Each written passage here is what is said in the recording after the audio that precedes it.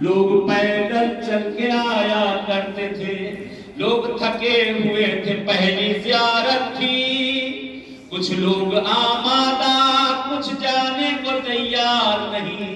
کہتے علامہ مازندرانی زیارت کے لیے آگے بڑھے، کہتے جس کو آنا ہو آؤ، میں تو شب جمعہ نہ چھوڑوں گا۔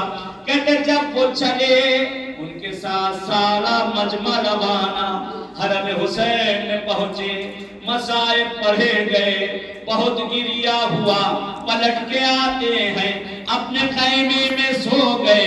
کچھ دیر گزری تھی، کیا دیکھا کہ سید الشہداء آئے ہیں، سر پہ خاک پڑی ہوئی ہے، امامہ سر پہ نہیں ہے، سر پہ خاک پڑی ہے۔ کہتے ایک مرتبہ آگے بڑھے، کہتے یہ خواب میں اٹھ کر کھڑے ہو گئے، آقا آپ کا شکریہ، آقا آپ تشریف لائے۔ ایک مرتبہ مولا کہتے تو نے میرے حق میں انصاف نہ کیا۔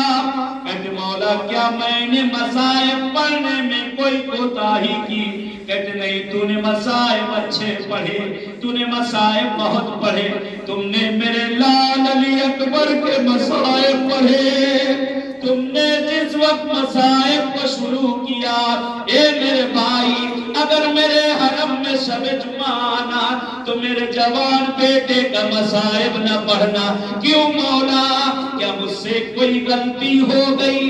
نہیں، تجھ سے کوئی غلطی نہیں ہوئی، ارے میرے جوان کا دکھ ہے، جب تو مصائب پڑھ رہا تھا میری ماں زہرا بار بار غش کر رہی تھی، میرے بچے کا مصائب برداشت نہیں کر سکتی، لے زمین کربلا رخصتی کا وقت ہم لوگوں کا بھی نزدیک۔ کہتے جس وقت حسین اکبر کے جنازے پر پہنچے ہیں، جوان بیٹا ہے، آغوش میں سر کو رکھے ہوئے ہیں، ایک مرتبہ حسین کی نگاہ اکبر کے سینے پر پڑی، اے میری ماں اور بہن مجھے معاف کرنا، اکبر کے سینے پر پڑی، کیا دیکھا؟